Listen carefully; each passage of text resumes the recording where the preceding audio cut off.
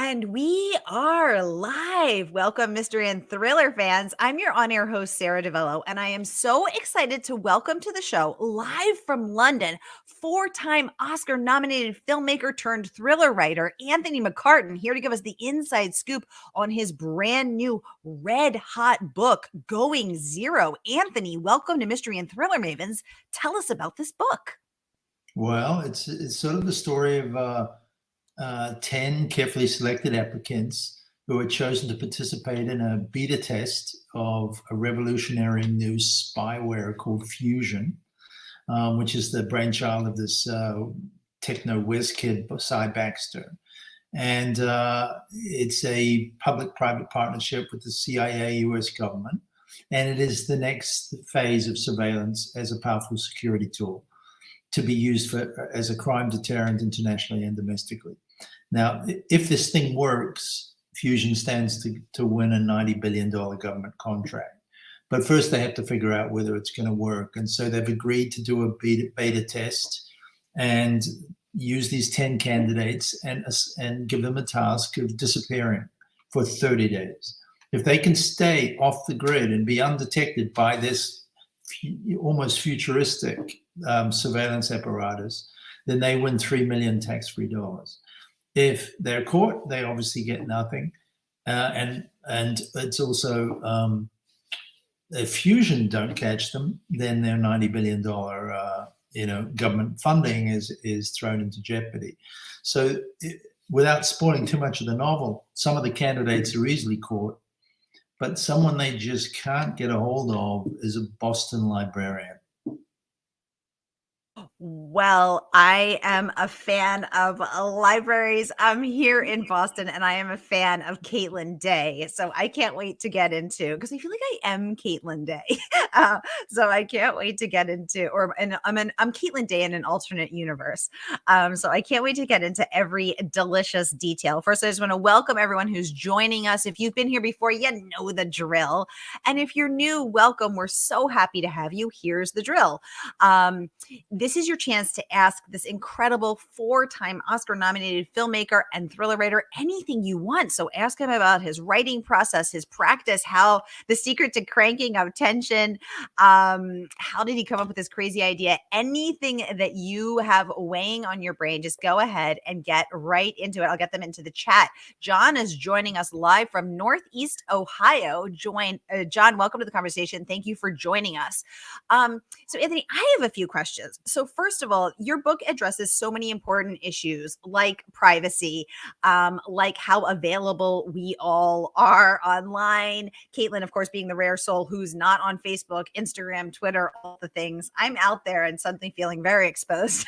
The government spying on us, so many important and interesting issues. But then there's also the heart of the story, which is, I think so many of us who love books, dreamed of being a librarian or dreamed of owning a bookstore, right? Like that's the dream, is having a cute little bookstore with a cafe or being a librarian. And here Caitlin is, this seemingly, very ordinary librarian, but she's the one who starts evading Cy and the team, much to Cy's surprise. So how did you come up with this crazy cool idea? Walk us through the moment of inception. Well, Caitlin is kind of the definition of analog. She represents a world which is not, which is sort of standing up a bulwark against the digital, invasion. And I think the inception of the idea was probably in 2016. And I was sitting with a bunch of friends at a dinner table. We were probably into our second bottle of wine. And we were talking about how we were starting to feel like our devices were working against us. We started sharing anecdotes like you talk to someone about, maybe I take a holiday to Tenerife or something, and suddenly you get a targeted ad on your phone saying discount trip to Tenerife, and you go, wow, yes, what? And we all had similar experiences, and so if you start to then accept the idea that privacy now has pretty much been surrendered, and that we're all being tracked all the time and our data is being sold, then how can you escape it? If you had to escape it, and go off grid, how would you do it? And so the conversation sort of waxed into everyone going around the table and saying, what would you do if you had to escape all surveillance? Where would you go for a period of time? And I think that was the start of the novel. It was speaking to this period in our history, which I don't think anyone can any longer deny, that we're now seeing the widespread and often invisible erosion of our personal freedoms through this ubiquitous surveillance.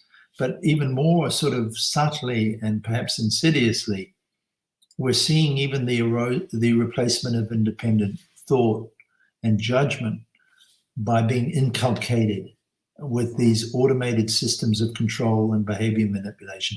We're being told what to think. We're being coerced. And are our thoughts even our own? So these are the themes that sort of emerge. Yeah. Yes, so many important issues there. And it's interesting because my husband and I will often have that same conversation that you shared you had at the dinner table in 2016, where same thing. He just said to me, "Oh, I need some new socks." And then the next time he logs onto his phone, it says, "Oh, 25% off these socks." And it's startling, or we said, "Oh, what was the name of Bill Murray's first movie?" And then you log on and there's, the Bill Murray, learn more about Bill Murray. I mean, it is creepy. It's really quite crazy.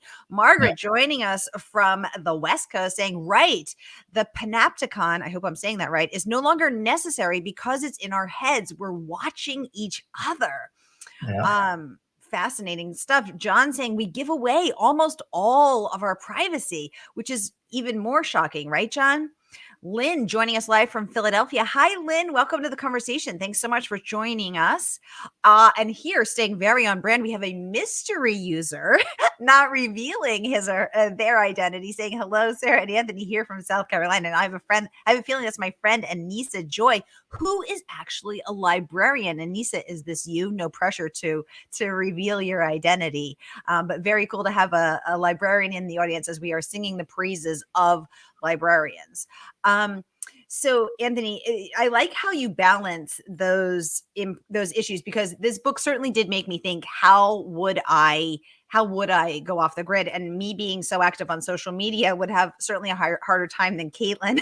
I would delete all my accounts. I mean, she really thinks ahead, and the specificity with which you detail her escape plan and how she, goes to the ATM, shows her face, but then has a plan and goes into the subway system, which we call the T here in Boston. Now, you clearly have spent some time in Boston to have this kind of specificity, or are you just looking at Google Maps and using that intel that is being given so freely? Give us a scoop. No, I actually made 2 movies in Boston in the last 4 years. So I've been spending a lot of time there, and fell in love with the place, to be honest. It felt very homey. I recognized I'm sort of an Irish Catholic background, and certainly there's a deep sort of tradition there. Yeah. So when I was choosing a location for it, it just seemed a natural fit. And one of the things that I thought, because it really made me think, God, how would I get off the grid? Because I actually didn't realize until I read your book how many street cams there are and how many face cams there are in Boston. And now I'm going to start noticing, because Caitlin is evading them very carefully. And you have her go down into the subway system, then take a tunnel, which I do know about because I used to go to that tube stop. But what made you think about going into the grid? I mean, when you were at that dinner party, were you thinking this is how you, Anthony, would do it? Or was this, how did you consult a security person? What is the best way to get off the grid? Or how did you decide to do that? Like, how would one evade it? Tell us about your research. Well, a lot of it was I would start with what I would do. And so I came up with like 10 different ideas for what I would do. And they're kind of all in there. And some of them are stupid because most of us, don't know how sophisticated this technology is. But some of them are very sophisticated. So apart from the stuff I could dream up, I did a lot of research on where technology is and also anticipating where it might go. Because my original aim was to set this story like 5 years in the future. and sort of show a world that we're moving into. But as I was writing it, it was suddenly 4 years in the future, and then 3 years in the future. And, maybe the novel, by the time you read it, we're only 5 minutes in the future. That's how fast it's evolving. Interesting.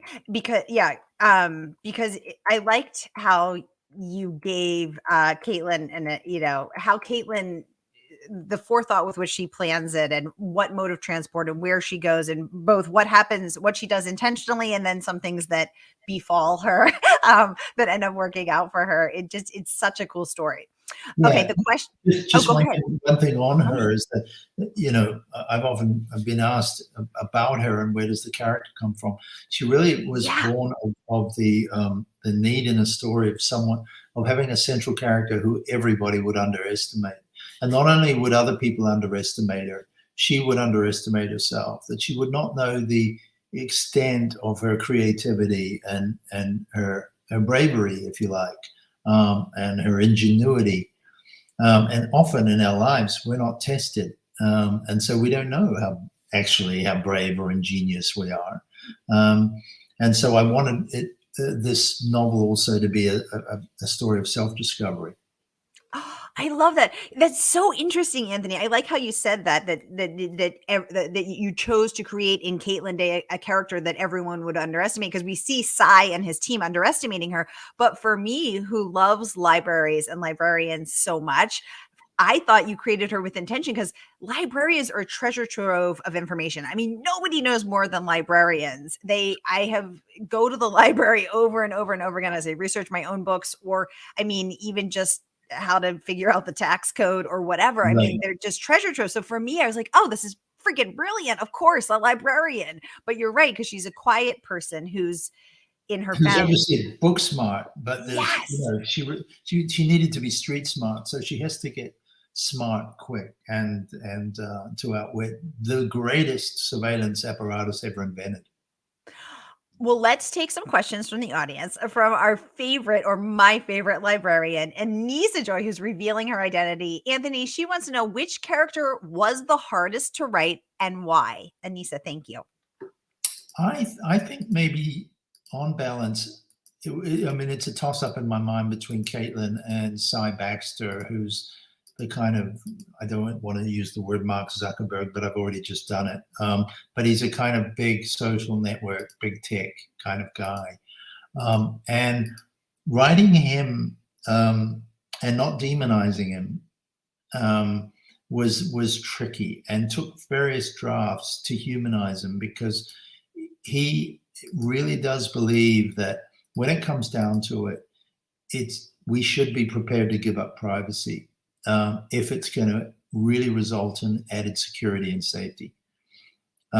Because look, the predicate is that if you've got nothing to hide, what are you worried about? What do you care if you give up a little privacy? The people who do care about privacy laws are wrongdoers, because they want to hide their actions, their intentions, and their locations. So I did a lot of work in humanizing him and making him three-dimensional. And he's a character I'm quite proud of, because I wanted his side of the argument to be just as valid as Caitlin's anti-surveillance sort of philosophy. Oh, that's so interesting that you felt like he wasn't human, as human as you wanted him to be in your first drafts.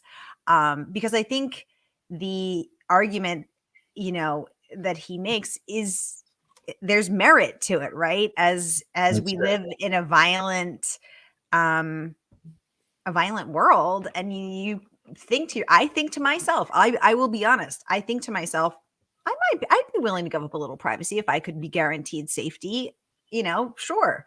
But then of course we see the underbelly of that. Just as an aside, I also liked how there was a reference to Sai, scheduling his yoga class. And that was so humanizing for me. I was like, oh, here's this dude who also wants to like zen out. And I chuckled at that. I'm also a yoga teacher. So that Yeah, felt yeah. very humanizing for me, Anthony. Yeah, there was a little touch of Steve Jobs in there, who was kind of zen kind of guy. But yeah, no, I think it's incumbent upon any writer, when they're talking about any hot button issue, Mm. is to empower both sides of the argument equally so that it's a fair fight. Yes, and that's hard when you have to put yourself in the camp, in the brain, the body, the belief system of someone that you fundamentally disagree with, but I think that is such a powerful way to do that. Um, Now that we're talking about your process of humanizing him, let's delve a little deeper into your creative process there, Anthony. And Nisa wondering, tell us more about that. Are you a plotter or you're a pantser? A plotter or a what? A pantser. So a plotter is someone, like a Jeff Devers who spends 6 to 8 months vigorously Mhm. outlining every scene. And Jeff Devers has shared his outlines go up to 180 pages, every scene, every chapter, every character, backstory, everything. Versus a pantser who flies by the seat of his pants and Okay, I'm lets with you. the I'm with character you. develop. Tell us about Thank your you. your process. You've gifted me a new phrase. I'll remember that. A See, pantser. that's a librarian for you. That's a librarian for you. Anissa's teaching us. Thank you very much, Anissa.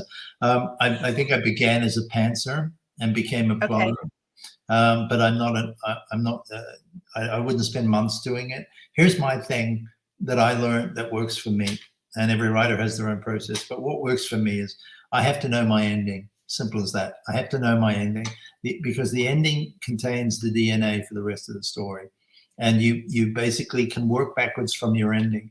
Misdirects, it's a misdirect. It's not a cul-de-sac.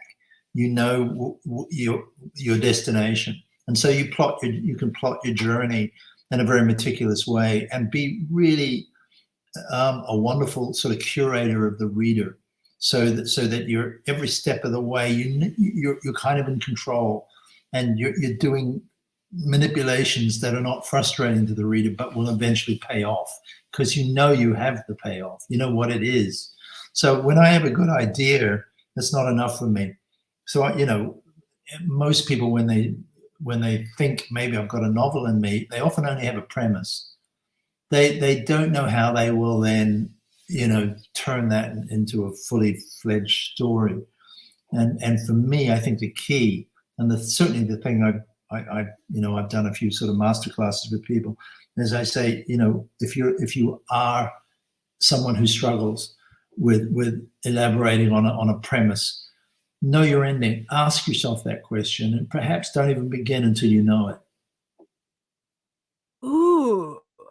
Ooh, so I just wanna make sure I understand. You knew the ending, this ending, from before you started writing, and it didn't change? I have to know my ending. Otherwise, I don't know where I'm heading with it, and I have no sense of security or confidence that I'm going to be taken somewhere, the reader somewhere rewarding. If I know that the destination is going to be worth the journey, then it imbues your writing with a certain level of confidence that you otherwise wouldn't have. Ooh. I love that. Now tell me what you mean by DNA. That is shaping your story, it is making your story what it is. Am I understanding that correctly? Tell us a little more about that. The ending will contain a sequence of events which will predicate the characters that you need to get you there in the most surprising way. So if someone triumphs at the end and you want that to be an unexpected triumph, then you create a character who you would not think could have triumphed under those circumstances. So this is where the ending gives you the clues for everything that precedes it. And I mean, we could talk about the location of where you end up. Well, why did you end up there? That means we should start here. You know what I mean? If you know the ending, then we know what the precondition should be. So it's about knowing, as I'm kind of repeating myself here, but know your ending. I love that. That is a really interesting and new way for me to think about writing and to think about the ending and to think about how the ending not only impacts but shapes and enriches and infuses your entire story with everything that it is. This is really cool. Thank you, Anthony.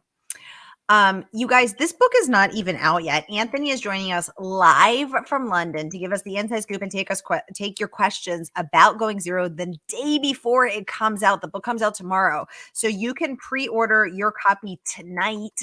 And the good folks at Murder by the Book will send you Going Zero tomorrow when the book drops here in the US. So here is that link. So click and pre-order Going Zero, so you can immerse yourself in the world of Cy versus Caitlin and the race for privacy and escape. Here is that link, no matter where you're watching from. Now, Anthony, your book has racked up some incredible praise, and I want to get into some of that. So, first of all, from #1 New York Times bestselling author Douglas Preston, who wrote The Cabinet of Dr. Leng and The Lost City, Douglas raves that this is one of the best thrillers he has read in a long time, although the word thriller doesn't quite capture the sheer pleasure of reading the story with its wickedly clever setup, its unassuming librarian protagonist, its twisty plot, and surprise ending. Little did he know that ending was no surprise. He said, "This is beyond pure entertainment. The truth of this novel speaks about the disturbing times we live in. I highly, highly recommend this book." Congratulations on that amazing praise from Douglas Preston. And he is not the only one who is raving about it. AJ Finn, the number one New York Times bestselling author of The Woman in the Window, also chiming in with some incredible words of praise. I'm going to pop that up so we can all read it together. He raves, "Going Zero is the first novel I've read in years that speeds the pulse as much as it challenges the brain. That can you beat the system hook recalls the juggernaut likes of Ready Player One and Lost, but Going Zero outpaces them both and dives deeper. It is a speculative fiction classic in the vein and even in the league of I, Robot and Jurassic Park. A thriller you can gobble down with a bucket of popcorn and also feel smarter having read. Provocative, perceptive." I could go on and on. Anthony, congratulations on that. What do you think, as someone who is a filmmaker and thriller writer, what do you think the secret is to that hook that AJ Finn is talking about? The juggernaut of Ready Player One and Lost. What tell us your secrets. I don't know if it's a secret, but I think that what attracted me to it was that you have this ticking clock driving narrative, which is extremely propulsive. You have David and Goliath. You have the little person against the big machine. I mean, these date back to the ancient Greeks. So these are tried and tested little formula. But what perhaps is a little something extra in the book that you may not always get is that it dives into something which is just now coming up on everyone's radar with AI and the way that we're surrendering a lot of our personal freedoms, and the passivity that we've shown towards technology for 25 years, which has no parallel in drugs or food. We require regulation. We want to moderate the effects of these things, but with technology, we're so in awe of the miracles they can perform that we've said, you know what, don't be a killjoy, just let them roll, get it out there. And we've surrendered privacy and even being insulated against false information, and no one's complaining about it until now. Until this sort of AI thing came up, people are starting to really worry because it's going to severely change and revolutionize life as we know it. Now, Anthony, let me ask you this. When I was, posting on all of the platforms which I'm on, Instagram, Facebook, TikTok, Twitter, and talking about interviewing you today and posting pictures of your book in my Easter basket, which I am very sad that you have missed, because I quickly noticed you are not on social media. You are not on, I went to tag you. You weren't on Instagram. You weren't on Twitter. I couldn't find you. And then of course it made sense because I was like, of course he's not, he's, thinking about privacy.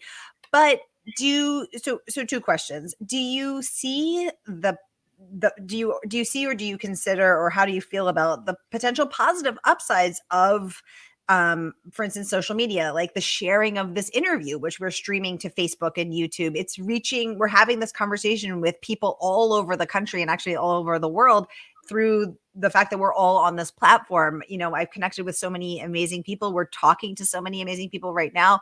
Do you see an upside, or you'd be willing to get rid of that just for the preservation of privacy? What are your thoughts? Well, you know, there are moments when I think, God, can we just put all this back in the box? You know, can we go back to that? But that denies the enormous social benefits that come with technology or any progress, because all progress creates and destroys, not always in equal measure, in different balances. It gives and it takes. Technology has never been anything else but that. And what we are obliged to do is, in the protection of our rights and of our societies, is to ameliorate or reduce the negatives involved in any progress, because we should distinguish between progress and perfectibility. Sometimes progress rolls out there and it contains more negatives than positives. And unless we step in and regulate it, like we do in every other area of life, then we're buying trouble. And that's all I'm saying. I'm certainly not, you know, a revisionist that wants to go back, to an agrarian existence. I'm not Amish. I love my digital toys like anyone else. But look, can we take the sting out of them? Can we take the negatives, the poison out? Yes. We take the fact that, that we're living with radicalization, brutishness, misinformation, extreme porn, obsessions with body image, bullying, any number of tech-related perils. Can we just do something about those? Because then we'll be winning. It'll be win-win. Yes, and there are so many hearts and likes coming up. And people, so this is clearly resonating, and you're so right. I mean, everything from, bullying to body image to, radicalization, some really dangerous, scary stuff is happening out there. All really, really valid points. Anthony, so I allow people to submit questions in advance because not everyone's able to watch with us live. Right. A lot of people will catch the replay. So I want to get to a few of those as well. So Anna wanted to know, can you speak about the difference between your writing and process for films as well as thrillers? Was it different? Do you prefer one? Are you going to write more thrillers? I'm going to write another thriller, yeah. I have no choice. My editors at HarperCollins have delivered a fait accompli. So I'm obliged to come up with another one, and I have another one percolating. Too early to talk about it. But they're very different challenges, writing for a film and writing for a novel, but they offer similar levels of pleasure and satisfaction. The beauty of a film is almost like it's an antidote to writing a novel.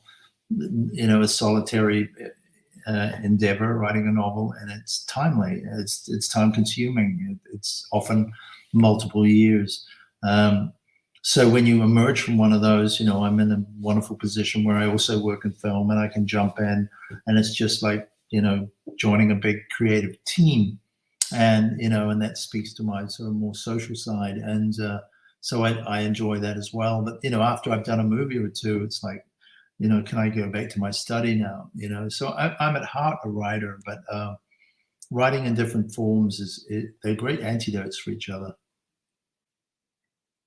I love that, because when I was reading Going Zero, I think because I'm a very visual reader with a very active imagination, I could see it. I mean, I could see Caitlin with her backpack, going in the tunnel to Downtown Crossing. I could see her, and I don't want to give any spoilers, but as she embarks on her, 30-day challenge of evading Psy, it was so visual to me. And so I was wondering, is this because of your background as a filmmaker? Is this because you are envisioning that this will be adapted, to a screenplay, or are you just also a very visual writer? Well, I hope I'm a visual writer. I think it's always a good quality to have as a novelist. You want to create pictures in people's heads. You want to create environments, make them alive, get people's pulses racing.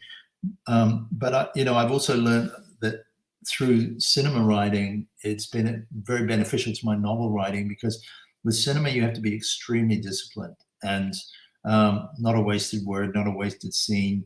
You enter a scene late and you get out early. So you cut to the essence of it. And something of having done that for many years now, when I turn to writing a novel, I cut out the shoe leather. Why have him walk up the steps, open the door, walk in? What is that doing for the reader? And so often I think there's a sort of cross-pollination happening in my work now, where I go, boom, let's start the scene in the middle of it. So it's very different from Victor Hugo or Dickens, where you stop outside the house, you open the door, you go up the stairs, Right. And I think with short attention spans, we're all more cinematic. So the novel has certainly been affected. The modern novel, I think, has been very affected by film. Lynn would like to know, Anthony, as we read your book, should we think that this spyware is already in existence or something yet to be developed? Great question, Lynn. Yeah, I would have, like I said, I set out to write a story that would be set 5 years in the future. It's 5 minutes in the future if it's not here already. Many of the spyware apparatus and tools that you will read about in this thing are real, and many of them are already being used, either by governments or by corporations, big tech.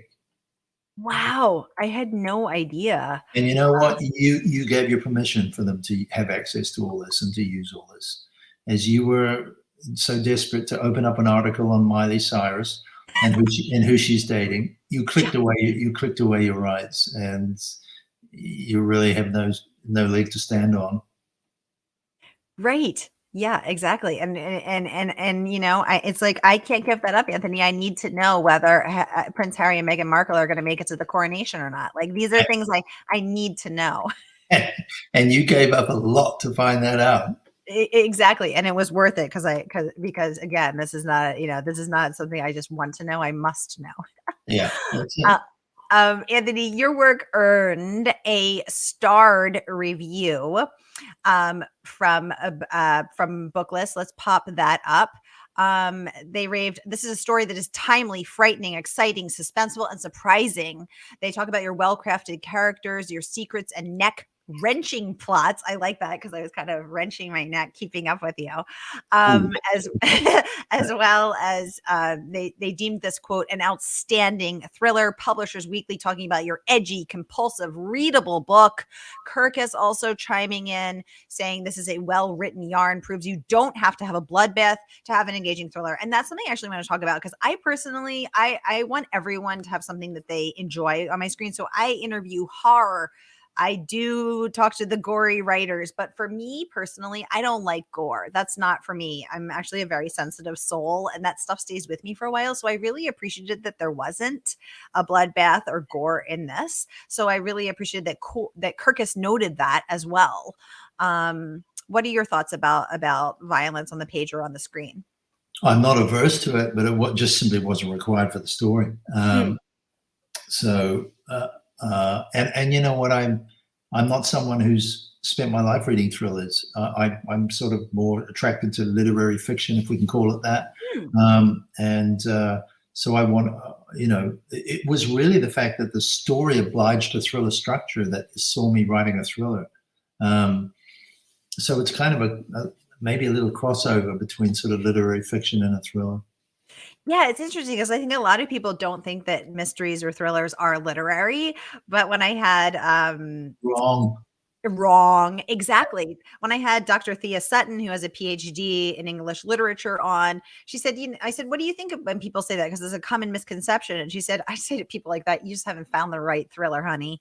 And it's so true, because there are, thrillers span the gamut from noir, quick and dirty, upscale market, literary. I mean, there's literally something for everyone. And I'm really glad to have that conversation with you. Lynn saying, I am frighteningly hooked to read this book. Yes. yes, Lynn, you're in the right place.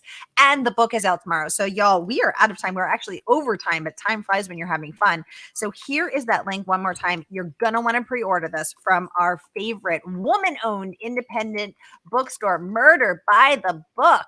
And here once again is that link. So no matter where you are watching from Facebook or YouTube, we're live on 6 different destinations right now. Here is that link. Click and order. Immerse yourself in this crazy cool world that Anthony has created for us, and then hop over to Mystery and Thriller Mavens and tell us what you think. That's where all the good tea is spilled. Tell us what you think of Caitlin. Tell us what you think about Sai. Are you team Caitlin, team Sai? Are you pro privacy, pro security? What are your thoughts and why? Let's continue the conversation over there. As for now, we are out of time. Anthony McCarten, thank you so much for joining us today, giving us the inside scoop. What a pleasure to host you in such a thoughtful, thought-provoking conversation. Please come back when that next book, which is currently gestating in your brain, is out. Keep fighting the good fight for the written word. Yay. All right, y'all. I hope you have a great Mystery Monday. I'll be back at 7 p.m. Eastern with New York Times bestselling author Elisa Lynn Valdez. I will see you then.